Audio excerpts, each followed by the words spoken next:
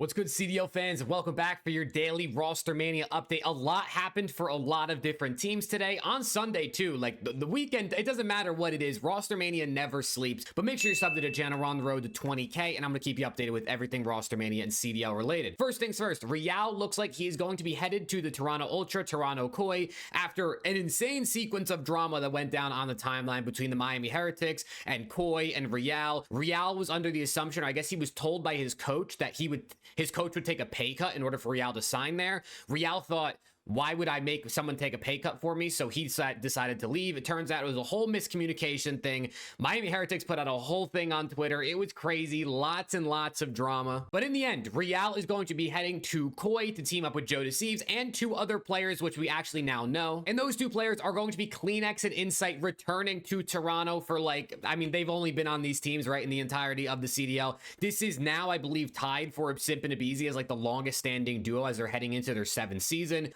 Obviously, this is still expected, so things can change, but CleanX Insight staying together, going back to Toronto with Joe Deceives, who they were just with, and then the only real change is going to be Real comes in. Obviously, Abe, who's there at EWC, is not going to be there anymore. CleanX is going to be running the flex on this team, and there's some discourse about whether or not they should be keeping Insight, right? Things like that. People are going to say, like, they keep it Insight, things like that. Kind of CleanX self-sabotage. People are, kind of on Insight's ass, but at the end of the day, what people don't realize, or you can't really even think about it as a fan because we don't know, a lot of this just comes down to, like, who do the players want to play with, right? Who do they like? Who are they friends with? And I know we say friendship cheese, but like, people have been saying this about FaZe, right? Why would they pick 04 over Neptune? Maybe FaZe just likes 04 better, right? Maybe Simp just likes 04 better, wants to play with 04. Sometimes it's as simple as that. So CleanX, Insight, Joe Deceives, and Real, I do think is a good squad, but definitely going to want to see Insight, step up his game a bit going to BO7. Speaking of FaZe, Drazah looks like he's going to be returning with Simp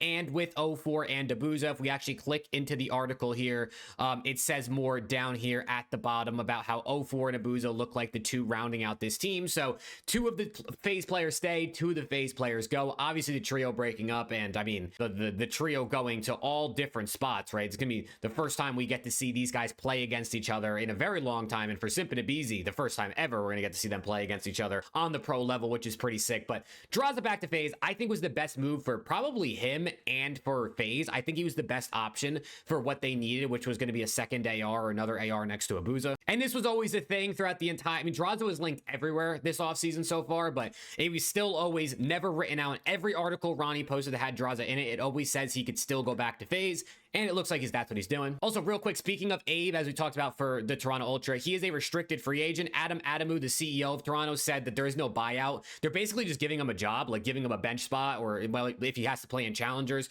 just keeping him employed and keeping him paid if nobody picks him up. But if someone wants him, they would let him go for free. But then we get into some big spending teams. The Gentlemates are eyeing Neptune and Ghosty to build around heading into next year. Obviously, at one point, they wanted Abizi and Joe Deceives, but they couldn't work out deals with those teams. It also says here at the bottom that Nasty could be a potential option in here as well. Ghost of Hope actually posted on Twitter here that he'd bet real money Ghosty, Neptune, Nasty, and Envoy will be the Gentlemates team. Obviously, this is probably based off of things he's hearing behind the scenes, and things change pretty quickly, so who really knows? But I think that's a really good team. It's actually similar to what we built last night on my video. Last night, I had Ghosty, Neptune, Envoy, and Insight, and I had Nasty going to FaZe because I had Drazah going to Koi. But with the way things worked out, I actually think this is probably like the best roster they can pick up and would give Gentlemates a good team to root for going into their 2nd season in the CDL, and even some pieces they could potentially build around next year when there's other free agents that maybe they could throw some money at, like Hydra. And speaking of throwing money, the Vegas Falcons are looking at either Sib or Dan Ghosty to be their 4th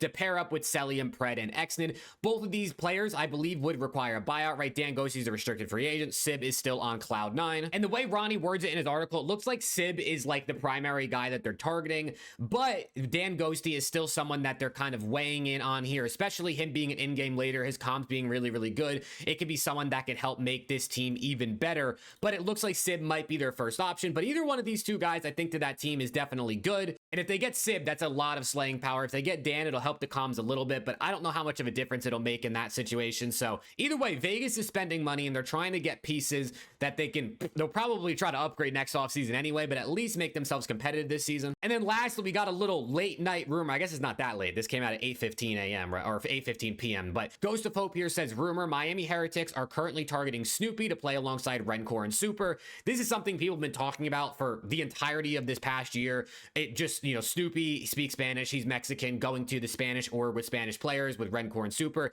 especially now that Real is gone. People think this just makes the most sense. Boston letting Snoopy go. I mean, we haven't heard anything from the Boston camp other than Awakening being a free agent. We don't know what's up with Cammy, Snoopy, or Purge. I kind of would be surprised if they let him go, but they're getting money for him. I could see Boston taking their cash, and him going along to Rencor and Super, I think is a pretty good fill for Real because Snoopy's a good player, and I think he's only going to get better. But now it's time to put this all in rostermania.com just to see how it looks and see what everybody thinks. So FaZe, we got Draza coming on back over here. Koi, this is going to be Insight. For the Falcons, we already have Sib, so that's pretty good. We had that already done in there. We're going to take Snoopy out, and we're going to put him over here on the Miami Heretics, because why not? And I'm also going to throw Metals in here because I just see them bring back the core of this team. Obviously, Snoopy just taking that Real spot. For the Gentlemates team, we got Envoy, we got Dan Ghosty, we got Neptune, and we have Nasty, which I think is a good team that, like, I think some matches, right, we know Envoy, we know Ghosty, we know Nasty, even Neptune can have a bad map, so there will be matches this team kind of gets cooked. I think overall this is going to be a solid roster next season. Again, for G2, we're just continuing with that one-off rumor that they're going to pick up all of Omid. I mean, me myself, even as someone who signed Omid as a content creator, I don't know what they're doing, but what I do know is these guys need to be in the league, especially Craze and Mamba need to get that rookie shot. But then looking at the teams, right, I think, honestly, I mean, these teams all feel like they're going to be competitive. I think people are underrating FaZe. I think this FaZe roster will be better than people think. The Thieves roster, I do think looks good. The Falcons roster, I think it's kind of like a weird mix of players, but I think they're a team that can definitely beat people on their day. Koi looks like a good team in my opinion. Boston Breach gets interesting because if they keep Cammy and Purge, who do they really target in this situation? Same thing with Surge, same thing with the Ravens, who look like they just have Slasher, and then obviously same thing with C9. If they sell Sib, they got a clean slate as well. So I don't really know exactly what those teams would do because there's just no rumors about them. But either way, let me know what you think about all the stuff we covered in today's video. What do you think is the best move? What do you think is the worst move? Things like that. Drop it in the comments. Don't forget to sub. Rostermania news, streams, videos, all those sorts of things going to continue coming your way. So I hope I'll see you all in the next video.